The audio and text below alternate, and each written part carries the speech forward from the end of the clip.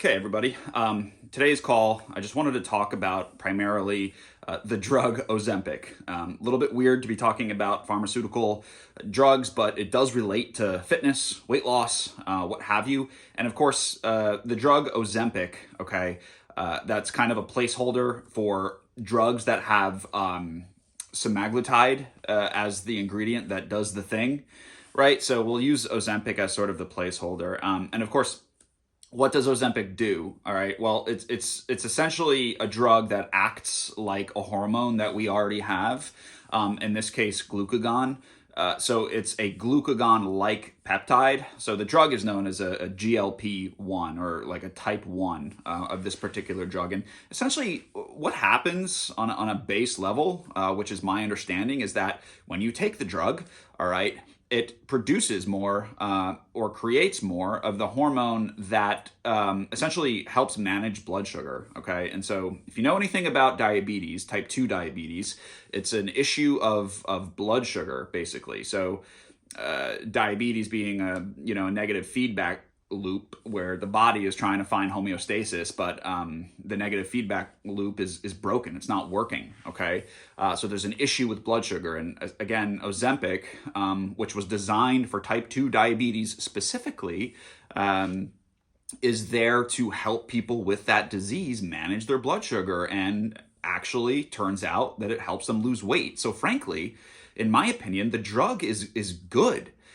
But let me back up. Why would I classify a pharmaceutical drug as good? Well, the way that I think about this, and honestly, the way that I think people should think about this is, if they're thinking either personally or generally, is a drug good or bad? Okay, well, I like to think of it on the spectrum of health and illness. So that's how I think people should weigh whether a drug should be taken. Okay, so if somebody has type 2 diabetes, right, they're overweight, they're obese, whatever the case is, and they struggle in their life because of this disease, if taking a drug like Ozempic is going to help improve their quality of life, increase their lifespan, get in shape, then I think that the costs do not in any way outweigh the benefits, right? So the benefits of taking Ozempic, including, the weight loss, including managing,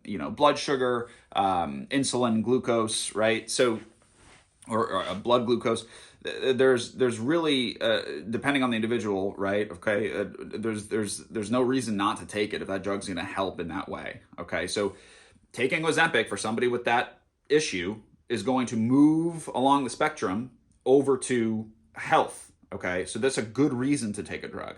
Now, on the other hand, and the big reason why I wanted to address and discuss this drug is for people taking Ozempic for what I call pop weight loss or popular weight loss. All right, and you can think of all other things that go into the category of popular weight loss, diet fads, weird gimmicks for nutrition advice and things like that.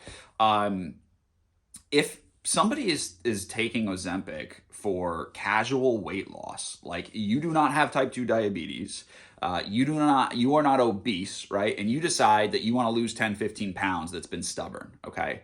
You go to your doctor, I want to take Ozempic. I've heard all about it. It's amazing. There's no side effects, which is BS, by the way. There are definitely side effects for like a lot of people. And you take it, okay? The costs of taking it do not outweigh the benefits. And what are the costs of taking Ozempic, particularly if you're somebody who's trying to do it for popular weight loss or popular dieting? Here's the deal. And this goes back to everything. Every single magic pill has one fatal flaw. When you stop taking it, you will recover all of the weight, if not more, that you lost. Okay, so it's just like everything else. Once you stop the, very, very low calorie diet, what happens? Your weight bounces out. Once you stop the detox, once you stop the juice cleanse, what happens? The weight comes back. Dude, it's the same thing with Ozempic. And the weight usually rebounds with a vengeance because it comes back with interest. You are now, your body being dependent potentially on what happens with Ozempic, it's gonna be an issue for you going forward after you're done taking it. So you're gonna take on more weight. Okay, so just to finish off the sort of illustration here, if you're taking Ozempic and you don't, qualify in terms of you're taking it for the off-brand weight loss idea, then to me, this is going to take you closer to the illness side of the spectrum, okay? Because you're introducing, the synthetic drug into your body, and the consequences of that are, hey, if you want to sustain what it's doing for you, you then have to take the drug for the rest of your life. Okay, that doesn't make sense to me. What makes sense to me is for somebody who has type 2 diabetes to say, hell yeah, I'll take that drug for the rest of my life if it's going to help me combat this absolutely incurable disease, all right? That makes sense.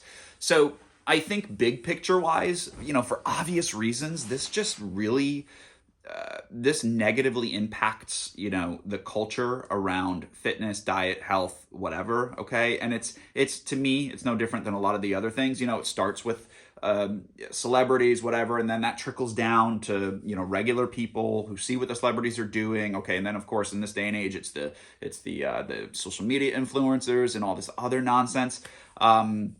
And people are really susceptible to it and it naturally curious. Okay, of course, you see this drug that's happening. It can actually be prescribed. It doesn't seem super crazy. Everybody's using it, blah, blah, blah.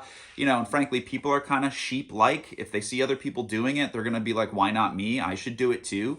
And the big problem is that it's just yet another thing that detracts from the big picture truth. Okay, nothing is going to give you the result that you want, permanently long lasting, unless you do the absolute boring, unsexy work of consistent exercise and a reasonable, balanced diet. I'm sorry, but that's just the way it is. So for people who are looking for the quick fix, which frankly, of course we want a quick fix, Ozempic's not the answer, okay? Wegovy's not the answer, which by the way, if I have my facts correct, okay, I've been saying Ozempic about off-brand weight loss. Well, I think that's true. I believe Ozempic rebranded as Wegovy. They either put more or less of the semaglutide into Wegovy for like just the weight loss component. And not for the type 2 diabetes blood sugar management. I could be wrong on that, but as far as what I know, I think is correct. The Wegovy is about the weight loss. The Ozempic is more type 2 diabetes, but also has weight loss as an effect. So yet again, pharmaceuticals kind of, crowbarring their way into the psyche of everybody, questioning, gee, should I take that drug as well? And like I said, weigh it to yourself. If you are a functioning person with a body that doesn't have issues with blood sugar levels, with glucose issues, and your hormones are functioning in a way that don't have you with metabolic diseases, you don't need the drug. Like if you need to lose 15 to 30 pounds, I'm sorry, I still don't think that qualifies as needing to take a prescription drug, all right? I'll add another caveat. There are people who take this drug who have battled their own bodies for a very long time. For example, with something like PCOS, I've seen anecdotes of people taking that and really having success. It's another scenario where, yeah, it might be appropriate for people to take it, okay? But honestly, for generalized weight loss and the benefits of being fit, Ozempic and these other drugs, they have no place in that, I don't think, because introducing something that in order for it to work always, you'd have to take it forever, that just doesn't make sense to me. So lifelong dependence is a huge drawback, all right? Not to mention the side effects. Didn't even talk about the side effects people deal with who even are going to take this forever because they have diabetes and they're saying, yeah, I'll deal with whatever gastrointestinal issues arise because of this. And the funny thing is that I think most of the side effects are coming from people who are taking it for casual weight loss, where they don't really understand what's happening. And basically what's happening is that the drug slows down gastric emptying, right? So the process of the digestion of your food, it's happening slower so that you feel fuller and therefore you consume less calories. And so of course that gets mixed in with this idea of, dude, you can eat whatever you want on this and you're going to lose weight, okay? So here's the problem. People see that and they say, okay, I can eat whatever I want on Ozempic. All right, well, even if you eat normally the amount that you eat while you're still taking Ozempic, you're going to get gastro distress.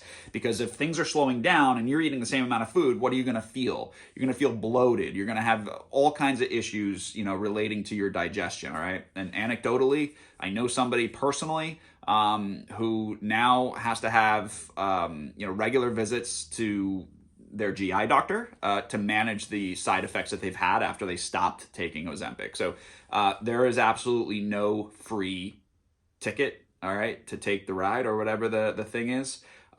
Dude, not to mention the economic burden.